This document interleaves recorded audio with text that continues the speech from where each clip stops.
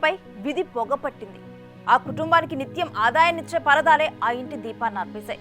దసరా సెలవుల్లో హాయిగా ఇంట్లో ఉండి తనివి తీరా నిద్రించాలనుకున్న ఎల్కేజీ చదువుతున్న బాలుడు శాశ్వత నిద్రలోకి వెళ్లి తనువు చాలించాడు. కళ్ల ముందే కన్న కొడుకు ప్రాణాలు పోతుంటే ఆ తల్లి తల్లడిల్లిపోయింది. గుండెలు తరుక్కుపోయే విషాదకర ఘటన ఎక్కడ జరిగిందో ఇప్పుడు చూద్దాం.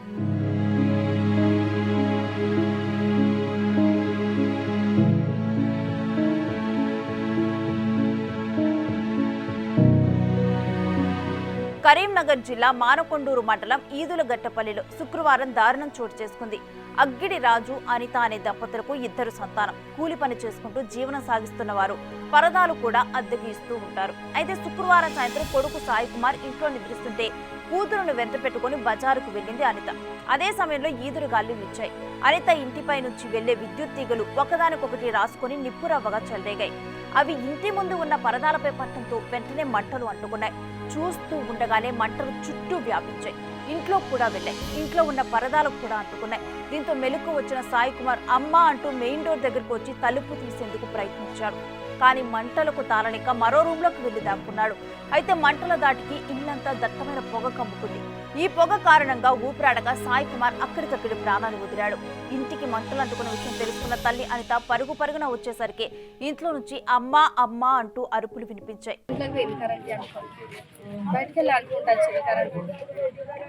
బాబా ఏం చెప్తాను లోపల పండుకున్న తలుపులకి దగ్గరికి వేసిన కోతులు వస్తాయని తలుపులు దగ్గరికి వేసి కూర్చున్న బిడ్డకు పెన్ను కుడతాను.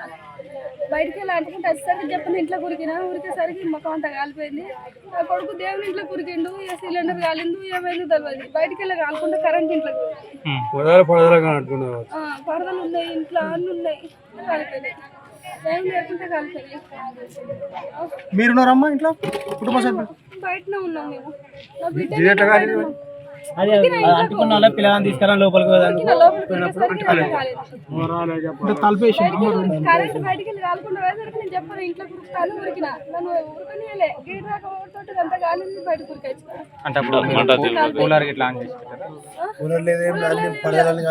కూలర్ ఆనగట్టలు ఏదో అని చేయలేదు. వైరు తగ్గి బయట పందిరి ఉంది, కటకల పందిరి ఉంది. ఆ పందిరి అనుకొని అవన్నీ బాబు మరి లోపలికి బయట లోపల బెడ్ల పడుకున్నాడు.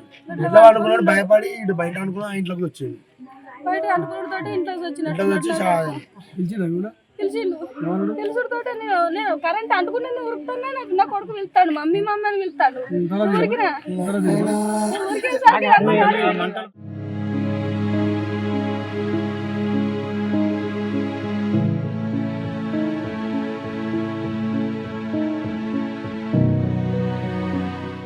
వచ్చేసరికి ఇంటి ముందు మొత్తం మంటలు లేచినాయి. ఫైర్ స్టేషన్కి ఫోన్ చేసినాము.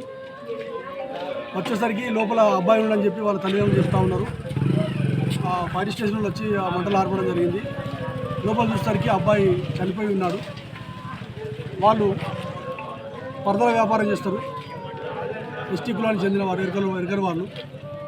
అబ్బాయి మాత్రం జరిగిపోయింది. లోపల మంటలు అంటుకొని ఆ గ్యాస్ స్టవ్ ఏదో సంథింగ్ పేలినట్టు ఆ శబ్దం కూడా ఉంది. తద్వారా మొత్తం ఇల్లు కాలిపోవడం జరిగింది. అబ్బాయి జరిగిపోయింది. ఒక్కడే అబ్బాయి ఉన్నాడు లోపల. తల్లిదండ్రులు బయటనే ఉన్నారు. తల్లి బయట ఉన్నది, బిడ్డ కూడా బయటనే ఉన్నది. తండ్రి బయట ఆ పనుల మొత్తం బయటికి పోయింది. ఇప్పుడు వచ్చి చూసేసరికి ఫైర్ స్టేషన్ వాళ్ళు వచ్చి సలహా చూసేసరికి అబ్బాయి జరిగిపోయింది. లోపలనే ఫస్ట్ అంటుకుంది, రూమ్ లోపల.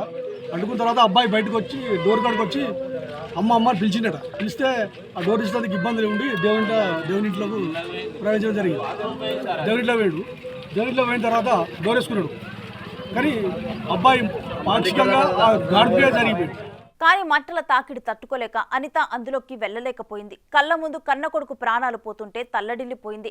అగ్నిమాపక సిబ్బంది వచ్చి మంటలను ఆర్పి సాయి కుమార్ మృతదేహాన్ని బయటకు తీశారు. అది చూసిన కుటుంబ సభ్యులు తట్టుకోలేకపోయారు. గుండెలు బాదుకుంటూ ఆ తల్లిదండ్రులు ఏడుస్తుంటే ఆపటం ఎవరి తరం కాలేదు. ముక్కు పచ్చలారని బాలుడు పొగకు బలైపోవడంతో గ్రామంలో తీవ్ర విషాద ఛాయలు అలుముకున్నాయి.